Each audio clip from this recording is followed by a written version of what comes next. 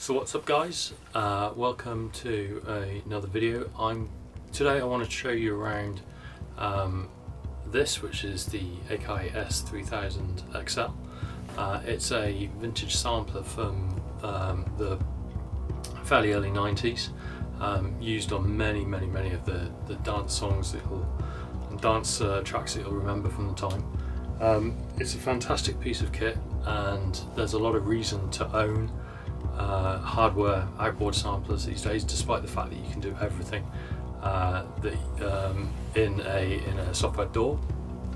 These things have a character and a sound that is unique and very difficult, if not impossible, to replicate using software. So there's a lot of interest in these at the moment, and one of the things that is worth discussing is if you want to go and get one, if you want to find a second-hand one and buy it, what are the kind of things you need to look out for. So I want to kind of just spend a bit of time talking about the things that you should be thinking about when you're buying one of these, and the things that might surprise you, and the things that you're going to have to do to get it working and to integrate it with the rest of your DAW. So I'm going to take this now, I'm going to put it up on the desk, and we're going to open it up, and we're going to have a look around and learn about some of the bits inside. Okay, so we've got it up on the desk now, and the first thing that you're going to want to look at when you look at any listing online for a sampler like this, whether it's the S3000XL or whether it's any of the previous or more recent models, it's just the physical quality of it, right? You want to make sure you're getting a nice clean, tidy unit, that all the buttons are in place. This button down here, which is the enter play button right on the very bottom right hand corner, is very often pressed, and so I've seen models listed on eBay where that button's missing. Things like the data wheel as well, you want to make sure that the listing talks about the quality of the data wheel and that's working as it should do. But possibly the most important thing, and the thing that you'll find most listings will talk about, is the quality of the screen. Now, I don't have this plugged in at the moment, but you saw earlier that the screen on mine is very bright. But these screens do fade after a while, and not a very long while either. And seeing as a lot of these machines were left on in studios for a long time, the backlight fades off. So it's quite common to buy these with very dim backlights. Fortunately, the replacement process is well known and well documented, and it's not terribly expensive. So it's quite easy to rectify that problem. Other things that you'll notice is a lot of them are sold with what are called GoTech floppy emulators, which take a little SD card and allow you to emulate a whole pile of floppy disks within just one unit, and those are really useful. They are not the best solution, I think, and I'm going to talk about that in a little while in a different video, but they certainly do allow you to manage a large collection of samples very effectively, because the last thing you want to be doing is swapping in and out floppies. It might be authentic to the 90s experience, but that's not why we buy these things. So whilst the floppy disk drive on this works perfectly well, getting a GoTech floppy emulator is also a really good thing. Other than that, on the front panel, as I said, you're just looking for cleanliness. A lot of these machines used to also get taken on tour quite a lot, and as a result, they used to get battered up. You'll often find little divots, rack rash, or on the mounting holes here. That's perfectly acceptable and not anything to worry about. Other than that, just take note of the physical size, right? They're 2U high.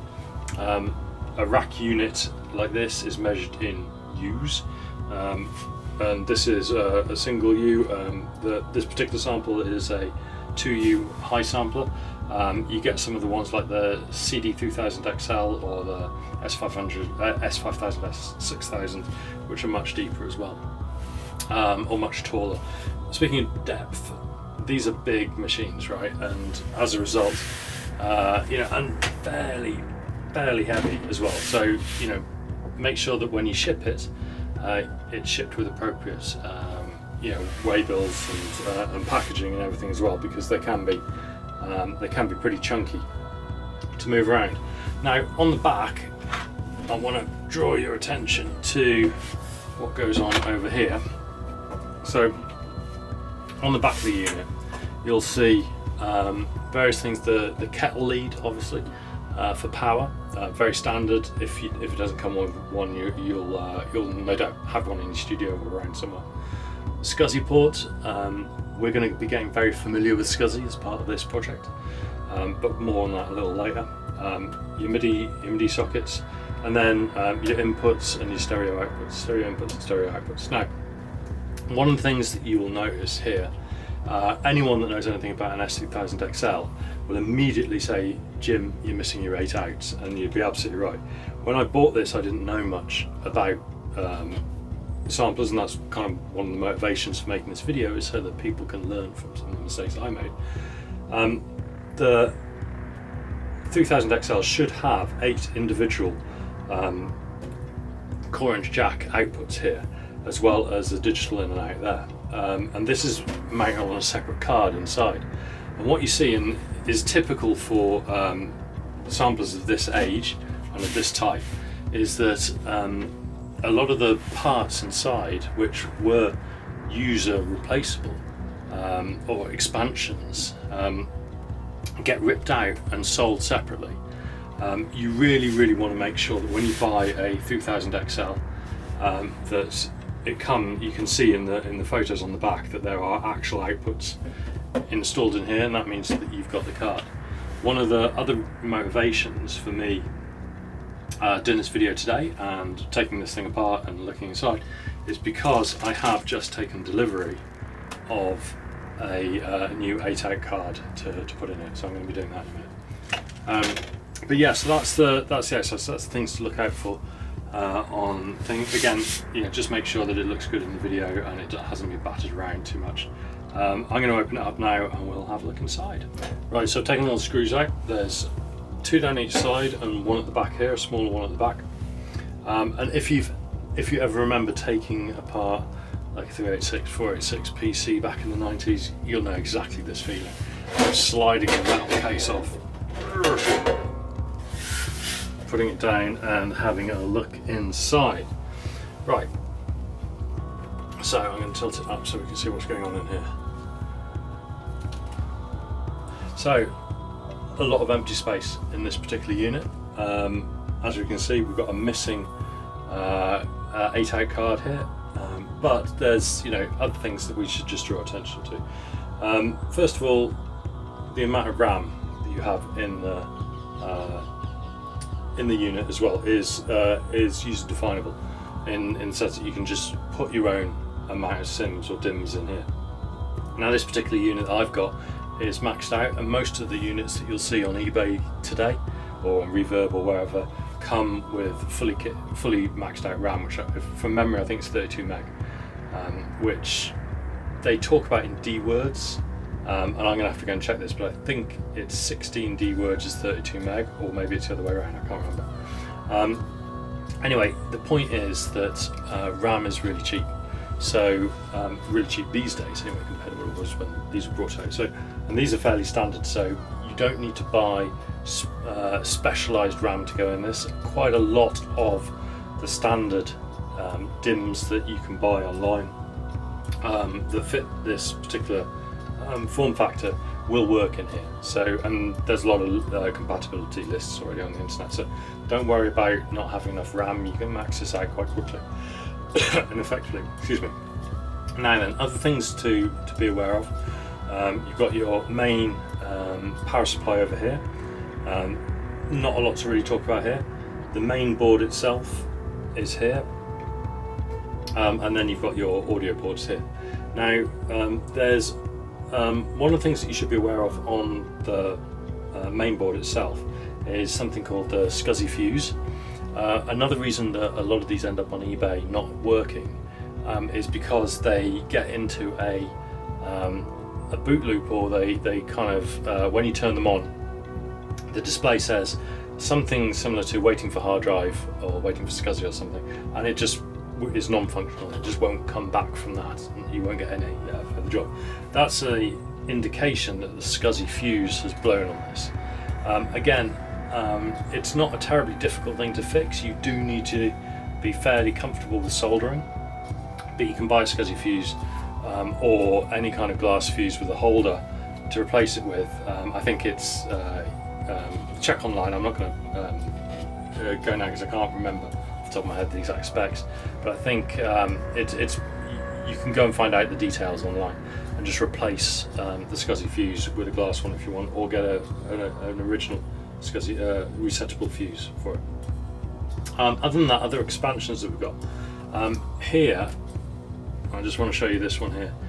Again, when you buy one of these online, you'll find that a lot of the expansion cards are not present because they are extremely valuable. Now, the story goes that the hip-hop community who love machines such as the MPC 2000XL, which is the Akai MPC 2000XL, which is based largely around the hardware from the 3000XL sampler, rack mount sampler.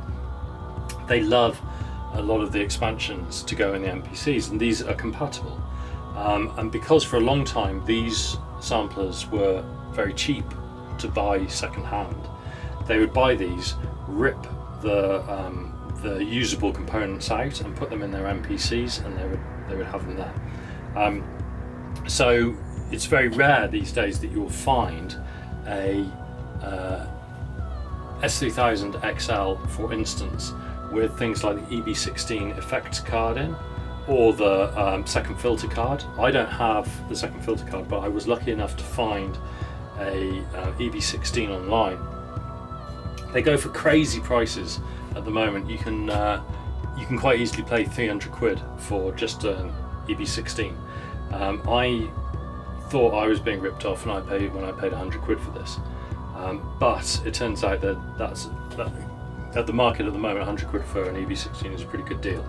A lot of people don't think that they're completely necessary. I really love the sound of some of the effects on there, so I think it's a great expansion to get. Likewise, these units were well known for their filters and the kind of the sound of a lot of the filters gave. So having the second filter card is also quite a prized expansion to one of these. But again, good luck finding one for less than sort of 200 quid. So that's basically it. I've not seen a 3000XL online for sale that doesn't have the latest BIOS, which is version 2.10, I think, or something, or 2, at least within the version 2s. So you're pretty comfortable with that. That's not going to be a big deal. And yeah, and this little unit up here is the inverter for the backlight, and you've got the floppy drive here, which you would replace with a Gotek if that was your way of getting data in and out of this. Right, I'm going to put this back down carefully now. Bear in mind that these are stupidly heavy. And whilst I've got it open, I'm going to mount the new 8-out card. I can't remember the name of these cards, the actual serial number of these cards, but this is actually a replica of the original, because there's a company called Mutech, who it's not going to focus on that. There you go.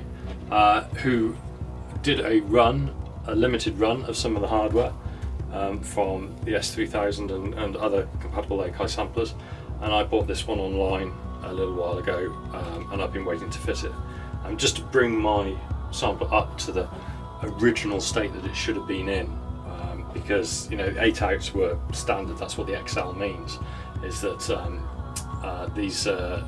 they had these 8 individual outputs.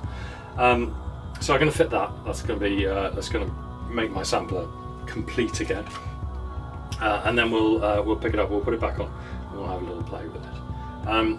It's worth noting as well that there are other expansions that you can get. Whether or not people find much use for them, I don't know. But there's things like flash RAM.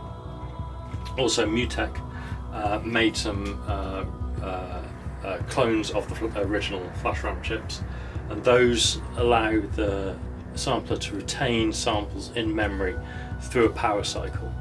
Now, how much use that is, back in the 90s, that would have been a phenomenal thing to have in here. But for us nowadays, where we have things like the Gotek drives and modern SCSI interfaces, it's probably not as important to have one of those, and they're also extremely rare. So I don't know what price they go for online, but I'm sure they're not cheap. So that's pretty much the internals. Come back in a few minutes and I will have fitted the 8-out card and we can go and play with it. Okay, so as you can see, I've got the new 8-out card in place, and I'm now able to select on the front screen for the test sample, which is just a sine wave or triangle wave, which output I want to assign it to. So if I put this in number 8 and I select on the front here number 8, it plays the test sample. If I put it in number 7, output now and play, nothing. But then if I assign that to number 7, it works. So I can just step through each one of these in turn, check that they're all playing something. Yep, that's number 5, 4, 3, penultimate one, so that's it, 2, there you go, and 1. Brilliant. That means that all 8 outputs are working now. One of the interesting things about these cards, and I've not verified it yet because this is the first time I've had it running, is some people say that actually the output from the stereo outs is a far superior sound than what you get on the individual outs. So that's going to be something I'm going to be looking at and trying. Whether or not that really matters in the context of having separate outs, because they're typically used for things like drum kits, where you want to be able to control in the mix the different individual drums or the different samples in terms of the volume and putting effects on them down the line. You know, those are probably fine to manage without too much degradation in the sound quality. But for high quality samples, you might still want to just chuck them out the main audio out. So I'm going to put the case back on now, and we can have a look at some other stuff. Okay, so just very quickly, I wanted to show you what we've got plugged in at the back here. It's all ready to go. So our black and white cables here are the sample in, so they come out of the mixer on a mix minus mix into the sampler, so I can record. Below that you've got the blue and yellow cables, which you can't see because my hands are in the way. These are the stereo outs, the main outs into the mixer. These are my new individual outs, so I've only got 2 of them plugged in at the moment, so I've only got 2 channels left on my 12-channel mixer. I've got MIDI in and out obviously down here, and I've got a DB25 SCSI cable, and that's basically what's going on behind when it's all plugged in. So we'll talk through the SCSI stuff in a minute, but that's what it looks like there. And just to mention as well, all these are what are they called? Balanced 1/4-inch jacks. Now I don't know exactly which ports on the back here are balanced, but seeing as it's easy to get hold of them, I thought I'd just use balanced cables for them. So it's all back together. I've put it in. I've got the new audio outs working fine. Hope you enjoyed the video. A quick look at some of the things to consider if you're going to buy yourself a Akai sampler, especially the S3000XL, which I recommend because it's a really user-friendly one. Although it's worth noting that some of the earlier models, like the 950 for instance, some people prefer the sound on them because at the time they used different components inside. The S3000XL and CD3000XL were some of the first to have more mass market components inside, which Akai used to bring down the cost a little bit. They were still massively expensive in their day, but the sound of the 950 is slightly more authentic, and also some of the filters in there as well have a very distinctive sound. So there's a huge range of expressive samplers that you can get in the Akai hardware sampling range. I love this one. I hope you enjoyed the video. Feel free to give it a like and subscribe to the channel. I'm going to take you through in future videos things like how we actually sample, how we create programs in it, and how we control it through MIDI, which is really important, and maybe we'll even look at things like how we get sounds in and out using PySCSI, which is the system I've chosen for attaching virtual hard drives so that I can just drop files onto here. And we'll work on how to integrate it into your DAW setup as well, if that's the kind of route you want to take. So as I said, like and subscribe, and I'll see you in the next one.